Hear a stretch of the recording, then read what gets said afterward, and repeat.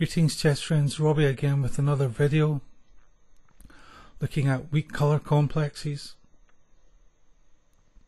and how we can apply square strategy theory in order to exploit those weak colour complexes. And in this particular middle game plan we're going to try to create a weak colour complex.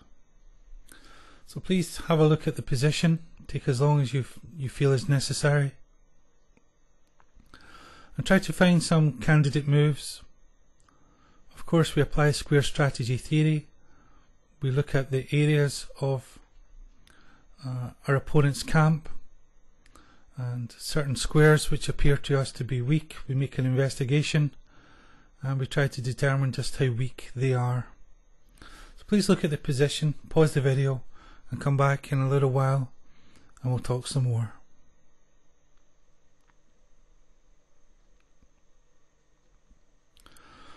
Well, chess friends, hopefully you paused the video and you did a survey of the respective camps in our opponent's side of the board. The d5 and the e5. Now we can see that looking at the base squares that this square here is particularly weak.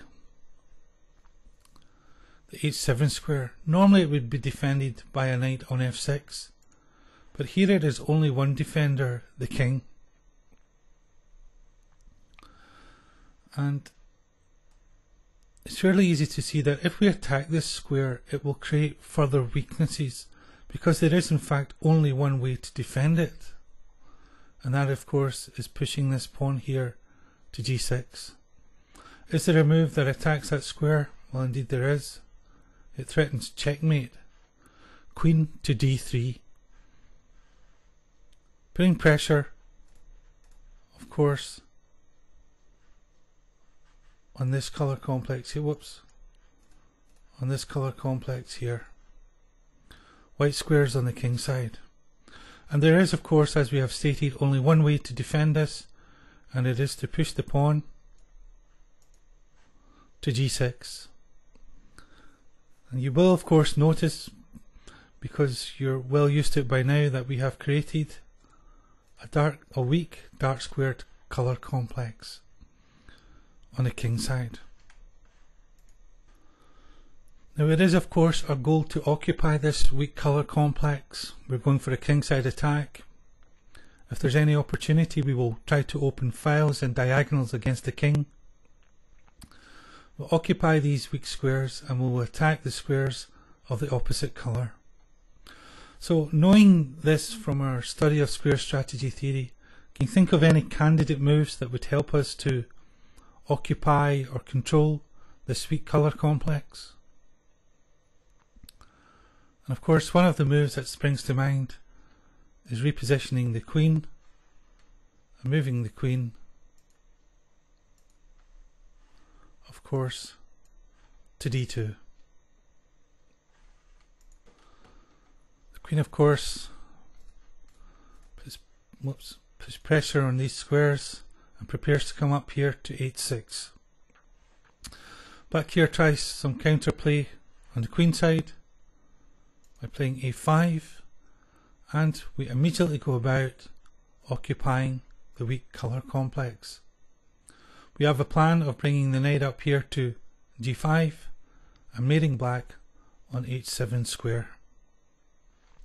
Now naturally black is not going to stand for that, and you'll try to create counterplay, and in this instance plays the move f5, seeking to perhaps bring a queen or a rook to the 7th rank and defending this weak square here on h7.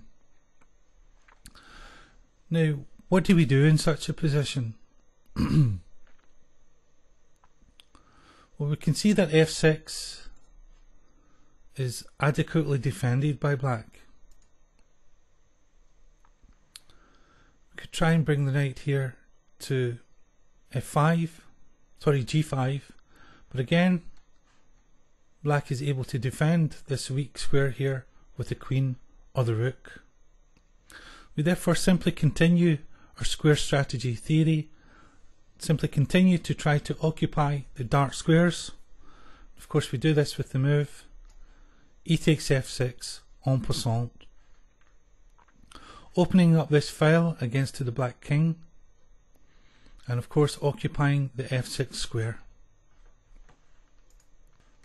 Of course black recaptures the pawn, and this is a very interesting position. How do we continue? We see that this now has a defender. We might have been tempted by the move knight g5, but knowing that we're going for a kingside attack, and having seen a similar position earlier on when we discussed the basics of square strategy theory, we have a rather excellent move to open up files and diagonals against our opponent's king. Can you see the move? Well, of course the killer move is bishop takes g6. Remember, we saw an example of this earlier when we were studying the basics. We're occupying the dark squares and we're attacking the squares of the opposite colour with this bishop sacrifice. Of course, black recaptures and we play queen g6 check.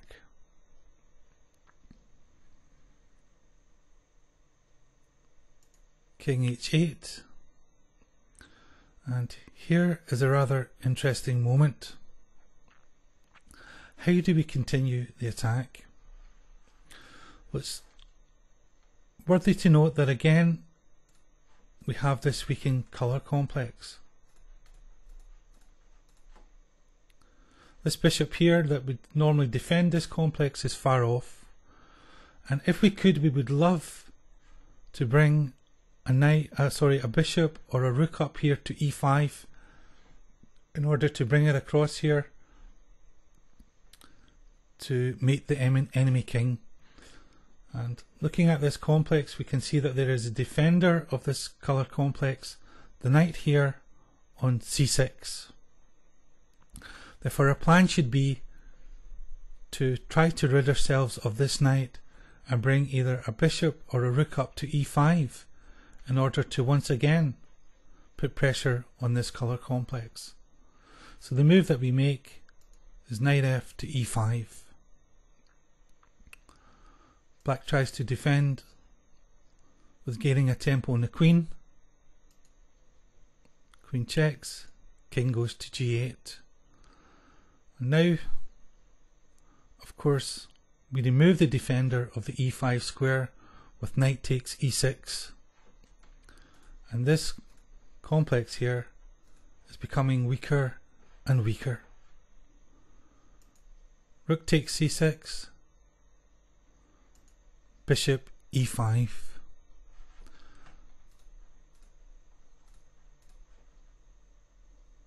And there is of course no defense. Black tries to play knight h5, trying to defend the complex with his knight, and we have queen to h8 check on the dark squares.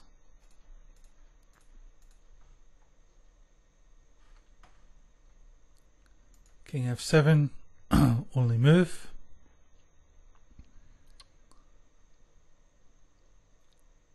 Queen h7 check.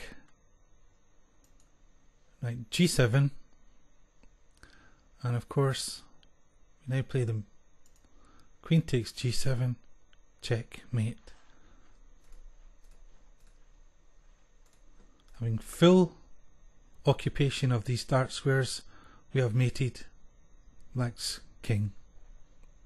And of course that all started because we were simply able to threaten this weak colour complex, or this weak square here on h7, and creating a weak colour complex around the black king on the dark squares. So thank you very much again for watching this little video on weak colour complexes and square strategy theory, how to create and exploit weak colour complexes. We'll do another short video soon. Take care, bye bye.